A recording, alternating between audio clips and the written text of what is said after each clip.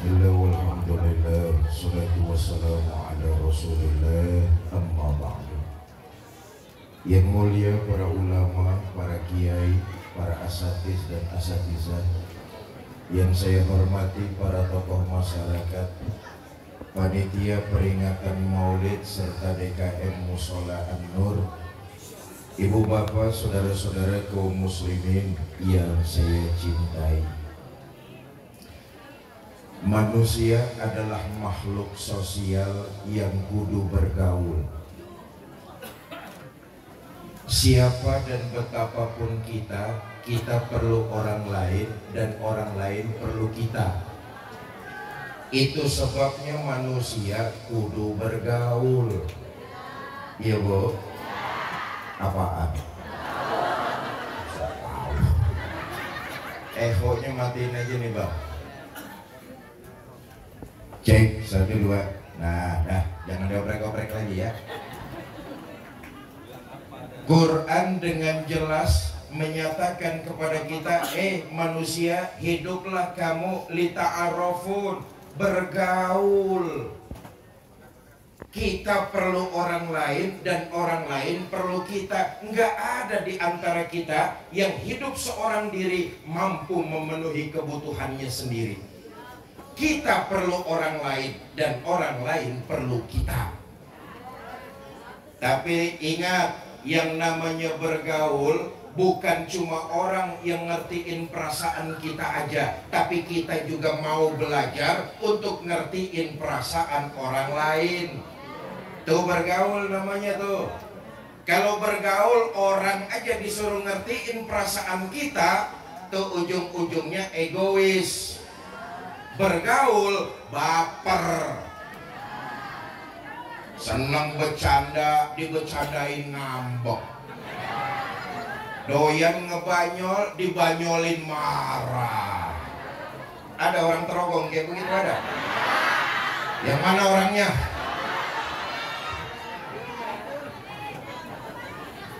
Bergaul tuh kuncinya mudah kok. Begini nih, kalau dicubit sakit, jangan suka nyubit orang. Kalau dikatain kagak enak, jangan suka ngatain orang. Kalau direndahin kagak enak, jangan suka ngerendahin. Tuh bergaul, bukan cuma orang kudu ngerti perasaan kita, tapi kita juga mau belajar ngertiin perasaan orang lain. Ya bu? Nah, dalam bergaul tentu membawa dampak positif dan negatif. Dampak positifnya kita ambil, dampak negatifnya kita tinggalin. Apa saja bergaul yang membawa dampak negatif? Ini aja yang pengen saya omongin nih. Mudah-mudahan pidato saya selesai dalam waktu 5 menit.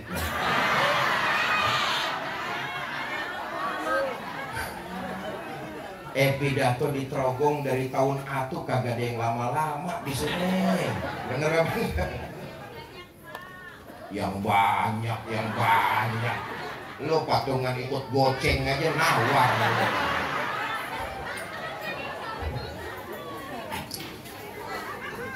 Pertama, pergaulan yang mesti kita hindari, jangan berteman sama orang yang punya sifat iri. Nih penyakit hati nih. Nggak seneng ngelihat orang lain lebih sukses, nggak suka ngelihat orang lain lebih maju. Tetangganya beli motor, demam. Tetangganya beli mobil, oknam. Di rumah sakit dengar tetangganya bangun rumah, mampus kalian. Padahal yang diajarin Nabi, kalau tetanggamu dapat nikmat, dia senang, kamu ikut merasakan kesenangannya. Tuh ajaran Nabi tuh. Kenapa? Kita ini umat Islam, satu keluarga. Kalau yang lain sakit, kita ikut merasakan kesulitannya juga. Betul apa enggak? Kalau tetangga dapat nikmat, dia senang, kita ikut senang. Alhamdulillah, tetangga saya beli motor baru. Kapan-kapan kan saya bisa minjem. Tuh, kalau tetangga hatinya kagak berat. Orang sini ngerti berat. Alhamdulillah, tetangga saya beli mobil baru. Kapan-kapan kan saya bisa minjem. Tetangganya punya istri baru. Gak boleh, yang ini gak boleh. Kata Nabi, kalau tetanggamu dapat nikmat, dia senang, kamu ikut merasakan kesenangannya. Tapi sebaliknya, kalau ke tetanggamu dapat musibah, tertimpa bencana, dia sulit, kamu ikut merasakan kesulitannya. Hari ini 2 bulan sudah saudara-saudara kita di jalur Gaza dibombardir Israel. Mereka sulit, kita ikut merasakan kesulitannya. Mereka berduka, kita ikut merasakan nestapanya. Baru kemarin jam 7 pagi, gencatan senjata habis. Berselang 30 menit kemudian, jalur Gaza habis dibombardir lagi dengan Israel. Duka mereka, nestapa kita. Kesulitan mereka, kita ikut merasakan kesulitannya juga. Minimal kita bantu mereka dengan doa, memohon kepada Allah agar mereka diberikan kesabaran dan kemenangan. Kalau tetanggamu dapat susah, kamu ikut merasakan kesulitannya. Karena itu saudara, ada aja kok dalam kehidupan bermasyarakat orang yang punya sifat iri tuh. Nggak seneng ngelihat orang lain lebih sukses. Ada dalam kehidupan kita bermasyarakat tuh. Warung tetangganya rame, gosip. Kok warung si Ano terang aja rame, baru pulang dari Gunung Kawi lakinya. Dalam kehidupan bermasyarakat ada saja tuh orang yang punya penyakit hasut, iri, dengki. Kenal aja boleh, tapi berkawan akrab jangan. Kenapa? Kita khawatir perilakunya menular kepada kita. Jelas? Jelas? 1, hindari berteman dengan orang yang punya penyakit hati iri. Yang kedua, hindari dalam bergaul, berteman sama orang yang senangnya bohong. Apa bohong itu? Memanipulasi kebenaran demi kepentingan dirinya sendiri. Ini bohong nih. Orang lain yang bekerja, orang lain yang peras keringat banting tulang, orang lain yang berkarya, karyanya diakuin, padahal dia kagak ngapa-ngapain. Ini bohong namanya nih. Persis kata pepatah, ayam yang betelur, sapi yang dapat nama. Ayam ngeden mati-matian betelur, sapi yang dapat nama. No, telur mata sapi.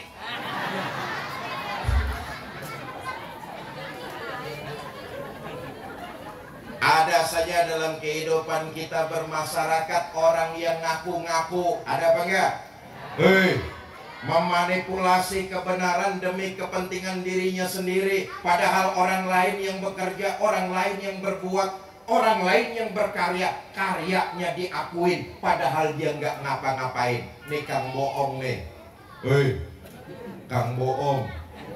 Awas, kita mau milih calon pemimpin entaran lagi. Pilih pemimpin yang jangan Kang Bohong.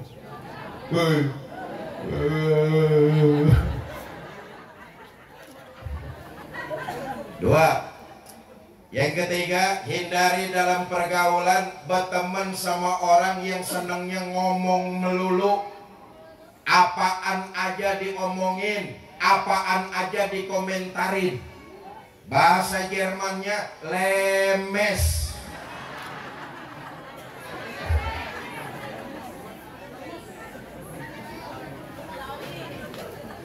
Bu, ini rumus kehidupan begini nih. Orang boleh ngomongin kita apaan aja. Orang berhak ngomentarin kita segala rupa. Tapi hidup ini kita yang jalanin.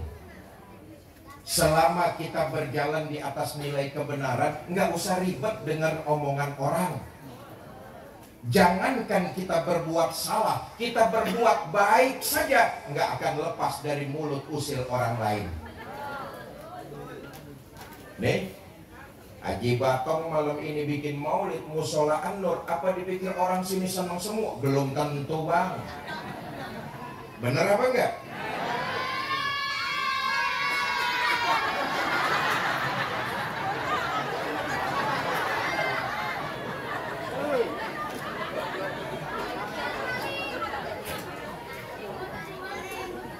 Ada yang dukung terang-terangan. Bagus, DKM Musola An-Nur bikin maulid dah. Saya setuju. Saya sumbang 50 juta. Umpama. Tapi ada yang kagak ngomong, artinya ngeruwet. Lo bikin dah maulid, mudah-mudahan tak waktunya tuh malam hujan belaturan. Benar apa enggak? Jangankan kita berbuat yang salah, kita berbuat baik aja nggak bakalan lepas dari mulut usil orang lain. Saya dulu diajarin sama abah saya begini. Waktu saya mondok di Tebuireng tuh tahun 86, 87, abah saya Kiai Zainuddin MZ ngomong begini. Bu, kenal sama Kiai Zainuddin? Kenalan di mana lo? Kenal.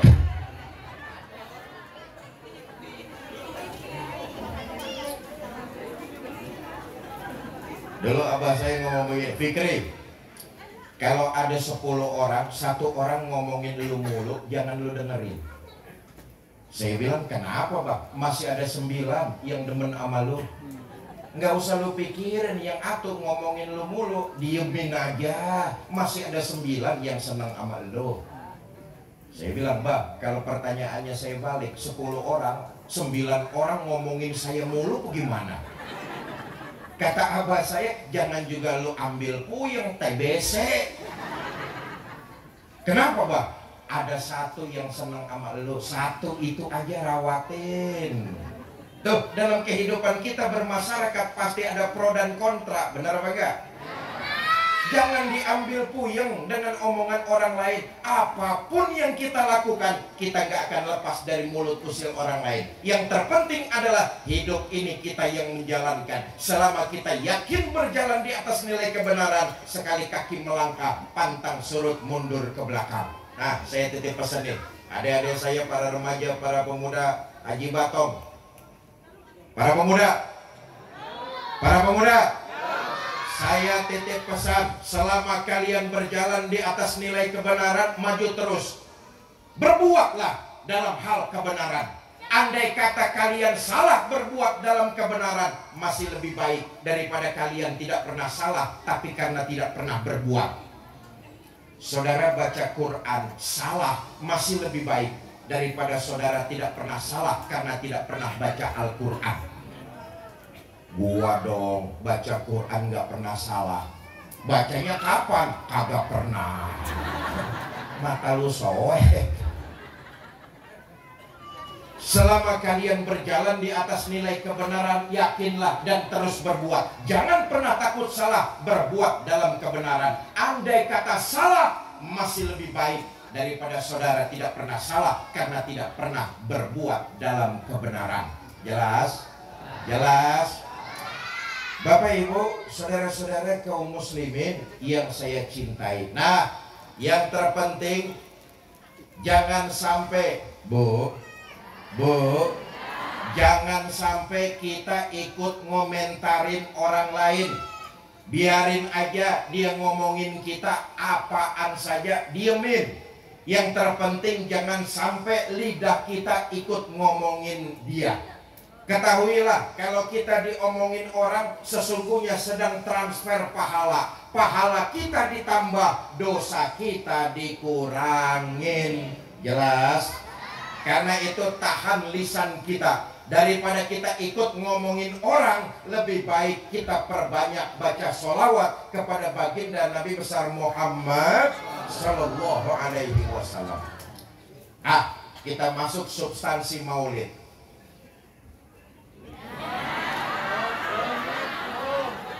Iya, gue cuma ngeliat jam doang. Kita masuk substansi maulid sekarang nih. Bapak, Ibu, Saudara-saudara, malam ini kita yang hadir di musola, saya yakin semua perasaannya karena cinta kepada Nabi. Benar apa enggak? Nih,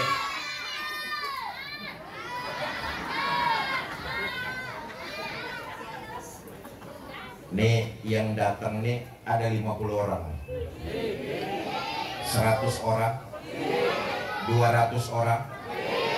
Iya, dan 5.000 campur yang goib di luar-luarnya.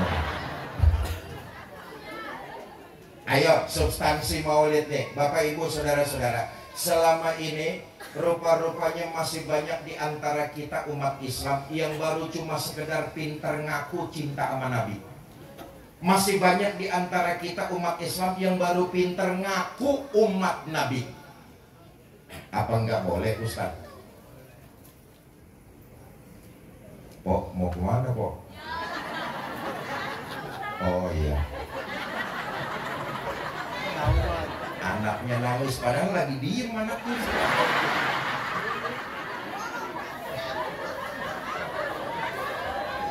Biarin yang pulang gua teriakin. Sampai mana ada gua ngomong dah tuh. Nah. Bu, masih banyak di antara kita yang baru cuma sekedar pinter ngaku umat Nabi. Apa enggak boleh, Ustaz? Boleh. Yang namanya ngaku mudah, murah, kagak pakai duit. Siapa juga bisa tiba ngaku. Benar apa enggak? Tapi sesungguhnya persoalan nanti itu di akhirat, kita diaku apa enggak sebagai umat Nabi, itu yang jadi masalah utama. Kalau cuma tiba ngaku, siapa juga bisa tiba ngaku. Sama juga begini nih, saya tanya nih, Bu, Ibu kenal sama Anies Baswedan? Ngaku.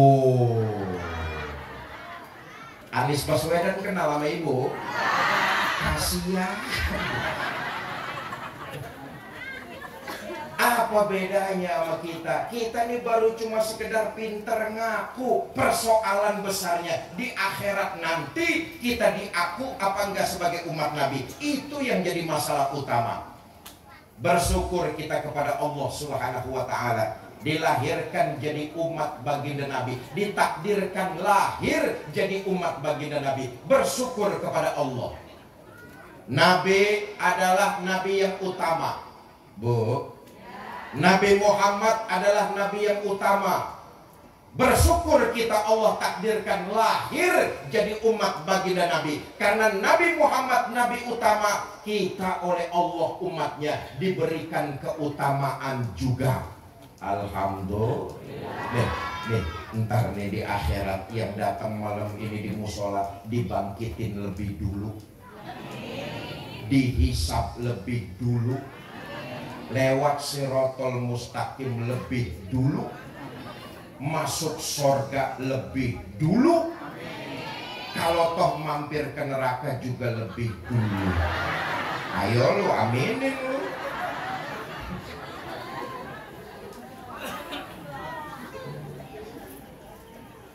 Karena itu tiap tahun kita bikin maulid, tiap saat kita ngaku cinta kepada baginda Nabi, jangan cuma terjebak seremonialnya saja. Mulai malam ini dan seterusnya, kita berusaha semampu mungkin, sebisa mungkin, agar di akhirat nanti kita diaku sebagai umat baginda Nabi besar Muhammad. Bagaimana caranya? Atur aja dah. Yang utama, umat pengikut dan pecinta Nabi Muhammad itu cirinya rukaan sujada, mendirikan sholat. Ayo lihat sejarah.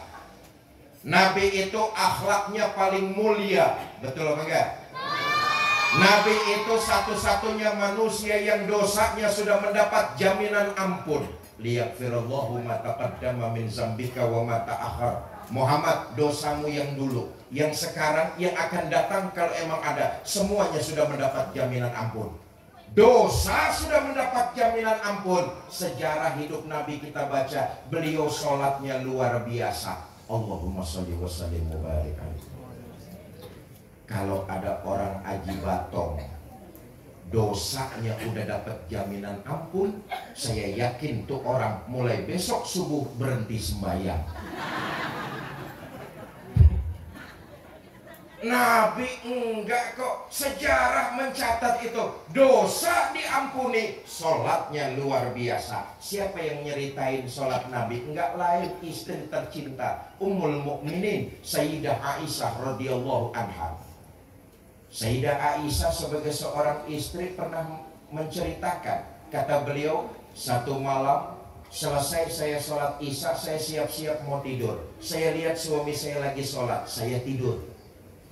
Tengah malam saya kebangun, saya lihat suami saya masih sholat, saya tidur lagi. Sepertiga malam yang akhir saya kebangun, saya lihat suami saya masih sholat juga. Allahu Akbar. Dosa udah dapat jaminan ampun.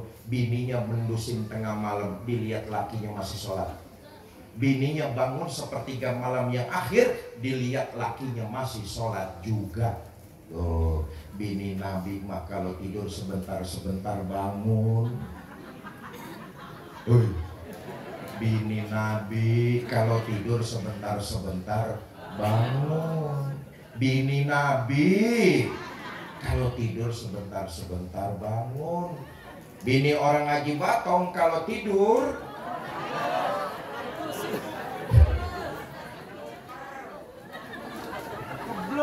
keblok. Kata Sayyidah Aisyah, saya tungguin suami saya sholat. Selesai sholat saya paranin, saya tanya, Bang, ada apa? Yang oh, jangan cie-cie. Nabi itu kalau sama bininya tipe suami romantis. Nah nih ya, poinnya nanti saya bicarakan. Orang yang sholatnya berhasil, terbentuk mentalnya, di antaranya sifat lembutnya makin menonjol. Itulah yang dicontohkan baginda Nabi. Nabi itu paling lembut dengan keluarganya. Ini sholat membentuk mental yang lembut. Makanya sejarah mencatat, Nabi kalau manggil bininya tuh lembut, romantis, mesra. Kita tahu beliau kalau manggil istrinya kalimatnya ya Humairah, hai yang kemerah-merahan. Bahasa anak sekarangnya, ada apa beb? Nah nih Pak, lempengan ini Nabi ngajarin kita nih Pak. Lempengan ini belaga budek kok Pak. Ayo lihat lagi sejarah waktu Isra dan Mi'raj, dari Nabi Adam sampai Nabi Isa, mereka jadi makmum, Nabi yang imamin. Betul apa enggak? Sayyidul Mursalin, Khotamun Nabiyyin, penghulu para nabi dan rasul, manggil istri kalimatnya mesra, diperlakukan dengan lembut. Ya Humairah, hai yang kemerah-merahan. Nabi ngajarin kita tuh. Panggilan sama bini kelihatannya emang sepele, tapi ternyata dapat menumbuhkan keharmonisan dalam berumah tangga. Kita nih orang terobong kan kadang-kadang enggak. Abong-abong. Nah, abong-abong apa dong? Mentang-mentang berumah tangga belasan tahun, manggil istri kebangetan jujur tapi nyakitin. Udah tahu istrinya hitam, kalau manggil buluk sini loh.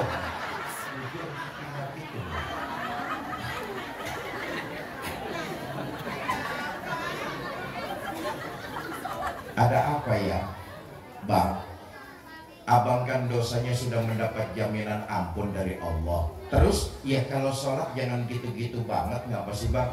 Lihat apa jawab baginda Nabi. Kata Nabi, Aisyah, afala uhibbu an akuna abdan sakuro. Kamu pikir saya nggak senang oleh Allah saya mendapat gelar abdan sakuro, hamba yang pandai bersyukur. Makin diampuni dosa saya, makin saya bersyukur kepada Allah. Makin diampuni dosa saya, sholat saya makin saya tingkatkan. Jelaslah bahwa pengikut Nabi, pecinta baginda Nabi, orang yang mendirikan sholat. Sekarang kita lihat, Bapak Ibu saudara-saudara, sehari semalam Allah memberi kita waktu 24 jam. Betul apa enggak? Tom, kalau mau ngobrol di belakang aja Tom, enggak apa-apa. Ribet pidato kalau banyak saingan, ribet urusan. Ayo kita lihat nih, sehari semalam Allah memberi kita waktu 24 jam. Benar apa enggak? Dalam 24 jam Allah cuma minta kepada kita 5 kali lapor lewat sholat 5 waktu. Ayo dah kita hitung-hitung. Saudara, sholat yang bagus, taruh dah sekali sholat waktunya 10 menit. 10 menit sembahyang di musola An-Nur, cakep banget tuh 10 menit. Yang sedang-sedang taruh dah waktunya 5 menit. Yang kilat khusus 2 menit. 2 menit. Ini cepat, perangkonya gambar geledek soalnya. Ambil yang sedang-sedang. Ini ajaran Nabi nih. Jadi imam kebangetan lama jangan.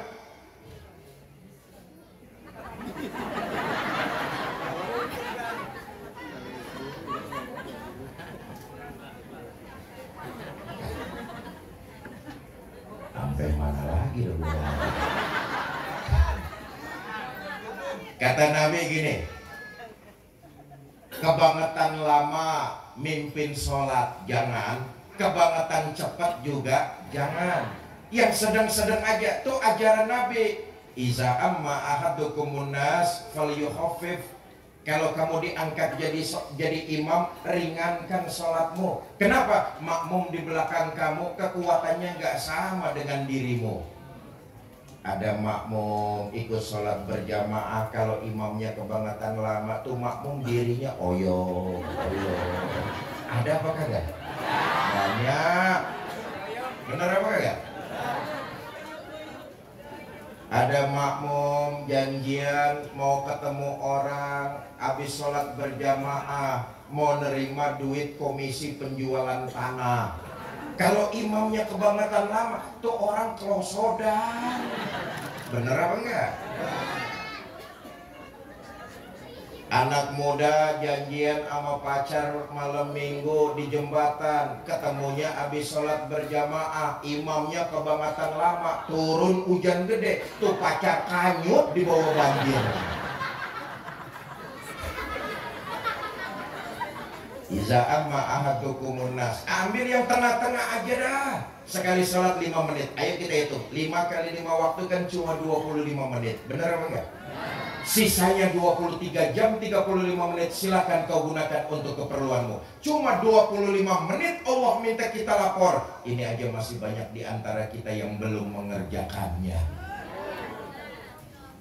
Saya bangga dan bersyukur. Apalagi dengan warga Aji Batong punya ikatan emosional. Dari tahun 70-an saya udah ngayap-ngayap diajak Abah ke sini nih. Ngajar di Trogong, Aji Batong. Saya tahu persis makanya orang sini. Apalagi tadi tokoh-tokoh kita di dalam ngasih tahu saya tuh Ustadz, alhamdulillah orang warga Aji Batong mah musola An-Nur makmur. Orang sini sholat berjamaahnya rajin-rajin Ustadz. Saya bilang saya tahu kok. Apalagi kalau sholat subuh berjamaah saya sering lewat sini kok. Musola An-Nur penuh sampai keluar-luar. Kagak ada yang di dalam.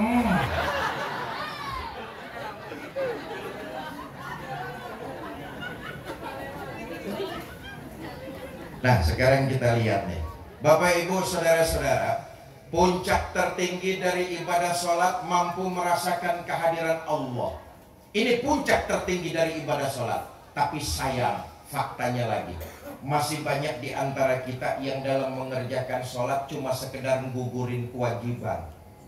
Sejauh mana kita membentuk karakter, sejauh mana kita merasakan kehadiran Allah, nyaris nggak pernah dalam kehidupan kita. Kalau toh kita bisa merasakan kehadiran Allah, Allah cuma ada di tempat-tempat tertentu aja. Di musola Allah ada, di pasar Allah nggak ada. Akibatnya timbangan tetap aja curang. Di musola Allah ada, di kantor Allah nggak ada. Akibatnya korupsi merajalela. Betul apa enggak?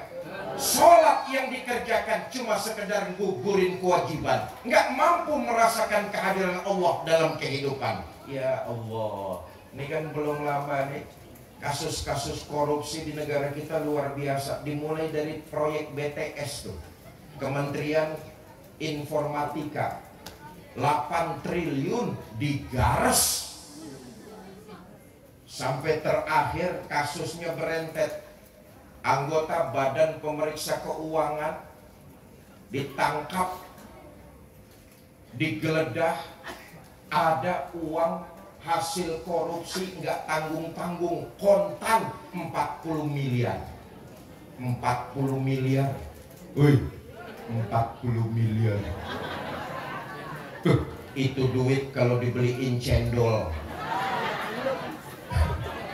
seterogong ngambang di cendol.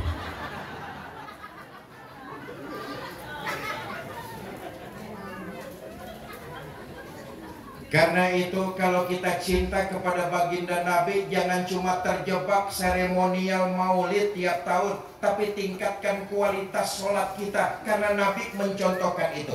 Puncak tertinggi dari ibadah sholat, mampu merasakan kehadiran Allah dalam kehidupan. Selesai dari ibadah sholat, lihatlah dia akan berbuat lebih baik dari sebelumnya, menebarkan kebaikan kepada siapapun, gak pernah pilih kasih dan gak pernah pandang bulu. Ini dibentuk dari ibadah sholat. Bu, sholatlah yang membedakan kita orang Islam dengan makhluk-makhluk ciptaan Allah lainnya. Ibu tahu monyet? Saya tanya, monyet makan apa enggak? Makan. Kita makan apa enggak? Makan. Monyet minum apa enggak? Minum. Kita minum apa enggak? Minum. Monyet tidur apa enggak? Tidur. Kita tidur apa enggak? Tidur. Tapi monyet enggak sholat, kita sholat. Itu yang membedakan kita dengan monyet. Makanya ibu-ibu punya suami kagak pernah sholat, ntar malam tidur sama suami sama juga tidur dengan.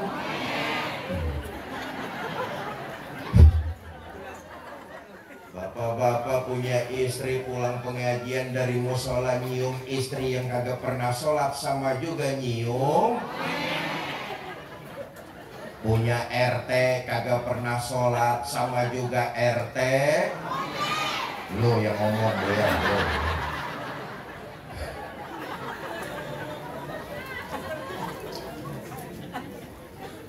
Tidak ada perbuatan sekecil apapun yang luput dari pengawasan Allah. Inilah mentalitas yang dibentuk dari ibadah sholat. Nabi mencontohkan seperti itu. Segala perbuatan baik sekecil apapun akan ada balasannya di sisi Allah Subhanahu wa ta'ala. Maka orang yang berhasil sholatnya kembali ke tengah masyarakat, dia akan menebarkan nilai-nilai kebaikan. Nggak pernah pilih kasih dan nggak pernah pandang bulu. Maaf nih, kita kalau mau berbuat baik sering lihat-lihat, sering pilih kasih dan pandang bulu. Kalau berbuat baik seringnya pandang bulu, yang enak yang banyak bulunya. Siapa? Kunyuk. Ngapain gua tolongin lu? Lu bukan keluarga gua. Ngapain gua bantuin lu? Lu kemarin kagak nyoblos gua. Kita kalau mau berbuat baik sering pilih kasih dan pandang bulu. Padahal kalau sholatnya baik, Nabi nyontoin berbuat baik, gak pernah pilih kasih dan pandang bulu.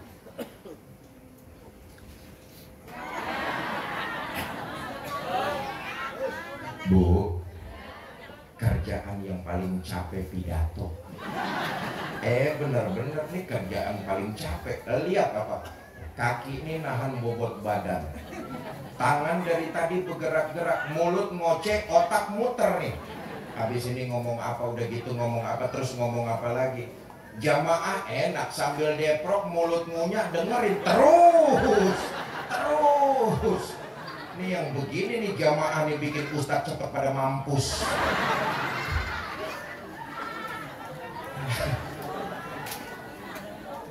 Saya mohon maaf karena besok pesawat jam 5.06 jam 5 pagi harus berangkat ke Kalimantan Tengah, Pangkalan Bun, Sampit, Kota Waringin sampai kepada muter di Kalimantan Tengah sampai hari Kamis pagi baru bertolak kembali ke Jakarta. Karena Pangkalan Bun itu pesawatnya cuma satu, pagi-pagi sekali jam 5 pesawat itu sudah take off menuju Kalimantan Tengah. Saya harus berangkat dari rumah paling enggak jam 4 pagi sebab belum check-in, belum masuk bagasi. Di Kalimantan Tengah ada 7 kajian yang harus saya hadiri, muter se-Kalimantan Tengah. Saya jalani ini dengan happy saja, karena memang inilah warisan yang ditinggalkan buat saya. Karena itu mohon doa dari ibu bapak agar supaya yang penting sehat, yang penting sehat. Karena itu nanti mohon maaf saya dari sini segera kembali karena belum ngepak koper sama ngelus-ngelus yang di rumah.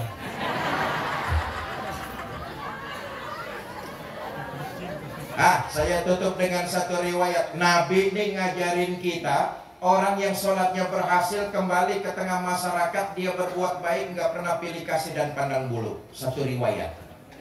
Di pojok kota Madinah ada Yahudi tua buta. Tiap hari Nabi datang ke sono berbuat baik. Apa yang dilakukan Nabi? Nabi nyuapin makanan. Sekarang kita lihat. Nabi itu aslinya orang Mekah. Betul apa enggak? Ini orang asli orang Madinah. Nabi pemimpinnya orang beriman. Ini orang Yahudi kelotokan. Beda kampung, beda daerah, beda agama. Nabi datang berbuat baik. Ini dari ibadah sholat dibentuk. Apa yang dilakukan Nabi? Nabi nyuapin makanan. Ini orang karena dia buta, cuma ngandelin pendengaran. Dengar depannya ada orang lewat, berdiri pidato. Bang, yang barusan lewat depan saya, hati-hati kalau ketemu Muhammad. Jangan dipercaya omongannya, Muhammad tukang bohong. Padahal yang lagi nyuapin dia junjungan kita baginda Nabi besar Muhammad Sallallahu Alaihi Wasallam. Berhenti Nabi berbuat baik? Enggak. Merah muka Nabi? Enggak. Nabi terus nyuapin dengan kelembutan. Besok datang lagi Nabi nyuapin makanan. Lagi enak-enaknya disuapin. Ini Yahudi dengar depannya ada orang lewat, berdiri nyap-nyap lagi. Bang, yang barusan lewat depan saya, hati-hati kalau ketemu Muhammad. Jangan dipercaya omongannya, Muhammad tukang sihir. Nabi terus nyuapin dengan penuh rasa menghormati dan memuliakan. Berbuat baik dari ibadah sholat yang dikerjakan. Allahumma salli wa sallim wa barik alaihi. Saya tanya orang Haji Batong, kira-kira masih mau nyuapin orang nggak kalau yang kita suapin caci maki kita? Suapin aja terus, cuma makanannya campurin racun dikit.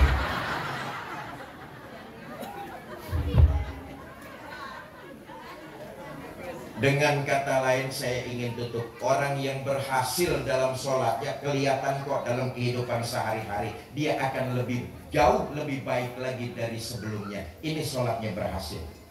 Maka pertama saya ngajak jangan cuma terjebak seremonial saja. Kita tingkatkan kualitas sholat kita supaya nanti kita diaku sebagai pengikut baginda Nabi. Yang kedua, terus tumbuh kembangkan semangat silaturahmi, karena ini juga ajaran baginda Nabi yang sangat ditekankan.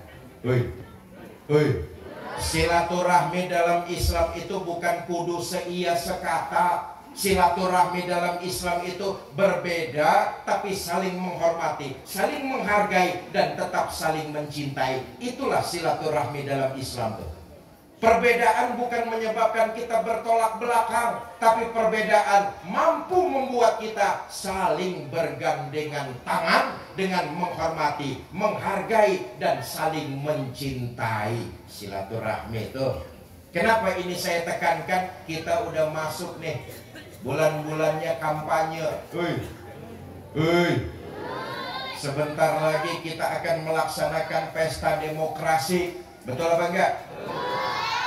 Saya dan saudara boleh jadi pilihannya berbeda, Nanti tuh ada 3 pasang, 1, 2, 3, A, B, C. Saudara mau milih yang mana itu urusan saudara. Saya kagak mau puyeng. Tetapi yang saya penting untuk ingatkan, semangat silaturahmi bukan seia sekata, tapi berbeda, saling menghormati, saling menghargai, dan tetap saling mencintai. Itu silaturahmi itu. Pilihan orang gak akan sama dengan kita, karena itu saling menghormati. Biarkan orang memilih yang berbeda dengan kita, biarkan, tapi saling menghargai. Jangan sampai saling mencaci maki. Cuma gara-gara beda pilihan presiden, beda sama tetangga pelotot-pelototan. Nih sumbernya hadis Nabi nih, Bu. Ahbib habibaka haunan ma. Kalau kamu seneng sama orang, sewajarnya saja. Jangan seneng kelewatan batas. Ajaran Nabi itu, kalau seneng sama orang, seneng aja sewajarnya. Kenapa? Asa ayyakuna baghidaka yauman ma. Boleh jadi yang malam ini kita senengi, besok pagi berubah jadi orang yang kita benci. Kalau seneng, jangan kelewat batas. Punya calon pilihan, ya udah sewajarnya aja. Ntar tanggal 14 Februari datang ke TPS, coblos. Udah, jangan kelewatan. Nabi juga ngajarin, abghid baghiduka haunan ma. Kalau kamu benci sama orang, benci sewajarnya aja, jangan kelewat batas. Kenapa? Asa ayyakuna habibaka yauman ma. Boleh jadi yang malam ini kamu benci, besok pagi berubah jadi orang yang paling kamu cintai. Ama mantu jangan gedek banget. Besok pagi datang bawa sekeranjang jeruk, baik. Silaturahmi inilah yang ditekankan dan diajarkan oleh baginda Nabi kepada kita. Karena itu berbeda tapi tetap saling menghargai, saling menghormati, dan tetap saling mencintai. Karenanya semangat silaturahmi ini harus terus kita galak, harus terus kita kuatkan, harus semangat ini terus kita tumbuh kembangkan. Mudah-mudahan kalau ini kita lakukan, di akhirat nanti kita semua diaku sebagai umat baginda Nabi dan mendapat syafaat beliau. Ini saja yang dapat saya sampaikan, mudah-mudahan ada manfaat. Lebih kurang saya mohon maaf. Wallahul muwaffiq ila aqwamit thoriq. Assalamualaikum warahmatullahi wabarakatuh.